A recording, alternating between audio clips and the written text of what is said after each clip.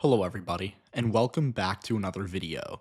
In today's video, we'll be talking about the state of North Carolina and why I do not believe that this year it's likely to flip to Kamala Harris. Now, to be clear, I'm not saying that this state is going to be solid for Donald Trump, and I wouldn't be completely shocked if Kamala Harris wins it, but the point of this video is going to be to analyze why I do view Donald Trump as the favorite here.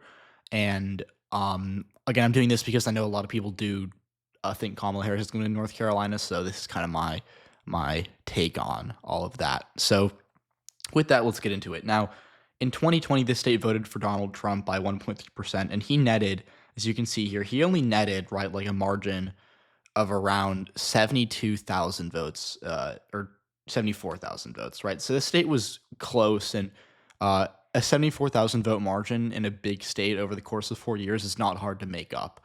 And I think it's really very important to the case for Harris here, because really she's Biden was close to winning North Carolina in 2020. And again, if the demographics keep changing, if the Democrats keep improving in the populated area of the states, like the suburbs, right? That's an easy margin to make up over the course of 4 long years.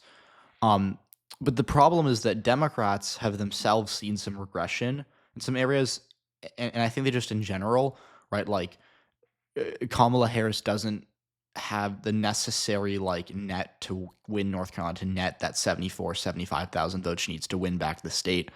And that comes mostly from the fact that she's likely to lose support in the northeastern part of the state among black voters. So these are relatively small counties, but they do add up. And they generally they add up to about 1 congressional district. So that's, a population of 750,000 people, which matters a lot. And so these counties have been Democratic for a while. Again, they're majority plurality black rural counties, but they trended towards Trump in 2020. And that's because of 2 reasons. First of all, Trump did a bit better with rural black voters in 2020 than he did in 2016, and certainly better than Romney or McCain had done in 2008 or 2012. But also, these areas are losing population, and the black share of the electorate in these counties is actually going down, which makes it easier for Republicans to just do better there. Because again, in the South, politics is racially polarized. The vast majority of black voters vote for Democrats. The vast majority of white voters vote for Republicans. So that makes things difficult for Harris if the black share of the electorate in this area is going down. And so this is also I think exacerbated by the fact that if you look at the polling data, Donald Trump is on pace to do very well with black voters and Hispanic voters for a Republican. He's not going to win these demographics, obviously, but he's likely to outpace at least 2020 numbers with black voters, and likely with Hispanic voters as well. So this is all to say that, especially in that part of the state, just as a case study, Harris could lose ground there. And then instead of 75,000, it becomes 95 or 105,000, right? And that's where things get more difficult, because then she has to make up even more ground. And so just look at the polling data here, right? Donald Trump leads by about a point. He's by 0.9%, which is fine for Harris. I mean, she's competitive, clearly.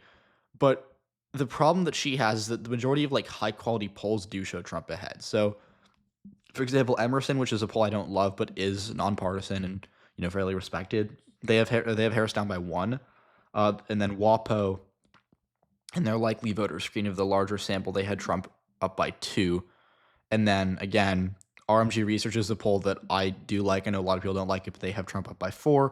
Then East Carolina, which is a local poll, had Trump up by 2. Now, Morning Consult did have Harris up. Cook did actually have Harris up, in one of their polls. And then Fox News kind of showed some mixed results, but it favored Harris. So that's good for her. But the big problem that I think Harris has is that if you compare her August polling to her September polling in the New York Times, she went from having a 2-point lead to being down she was down by 2 in their likely voter screen. So we saw a 4-point swing towards Trump in the New York Times. And this has kind of been reflected because, again, if you go back to early September, right, Harris was ahead, it fluctuated by the day, but she was essentially even or ahead. Now she's down by a point, and she's been down by a point for, 2 weeks, right? And so I think that's a bit of a shift towards Trump, and it is unlikely we've just seen Republican pollsters flooding the zone. Fabrizio and Lee dropped 1 poll, and I actually think this is a pretty bad poll for Trump because, again, this is his, sponsored poll, and he's only up by 1. But, these are nonpartisan pollsters, and they're all showing, a shift towards Trump. And then, again, Survey USA, which I didn't mention here, but they last month had Harris up by 3. They now have a tie race. So nonpartisan polls do legitimately show Trump gaining ground here.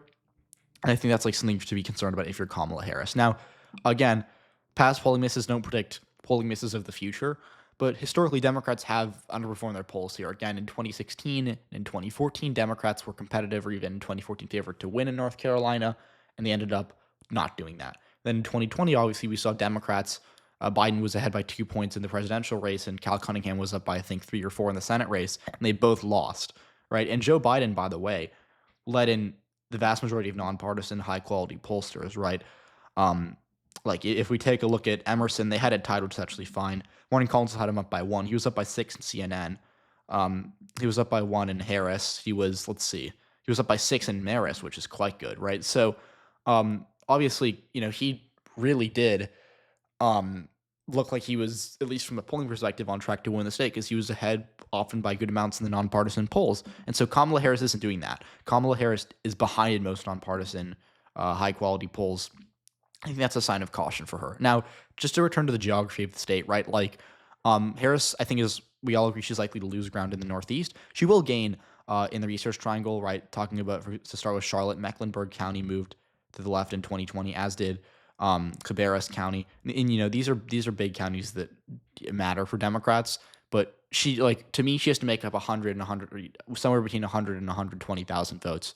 And the question is, can she do that? And I don't think she can, just because of what we've seen with black turnout potentially in the North, as well as the fact that I do think we're going to see Donald Trump likely continue to gain with white voters in the eastern part or in the western part of the state. Again, we talk about the Appalachian part of North Carolina. This region generally in 2020, Trump didn't do all that well. It actually shifted left, and I think given the fact that it's rural and very white, that's an area you'd expect to trend towards Trump. So these are smaller areas, right? Like compared to Mecklenburg or Wake, which are the big counties in the state, they don't matter as much. But Harris is the one who has to make up ground here. So the burden is on her to actually gain back that territory. So that's why I do think that it's going to be a tougher lift than people think for her to win the state. So those are my thoughts. She can definitely do it, but I think that just the netting of the votes is harder than people think, and the polling data isn't there for Harris. So we'll talk about it more as we get more early vote data, because I think that's also pretty predictive in states like North Carolina. And I'm open to changing my mind if the early vote data starts looking really good for Kamala Harris, but for now, I'm going to call her the underdog here. So thanks for watching. Let me know what you think, and I'll see you on the next one.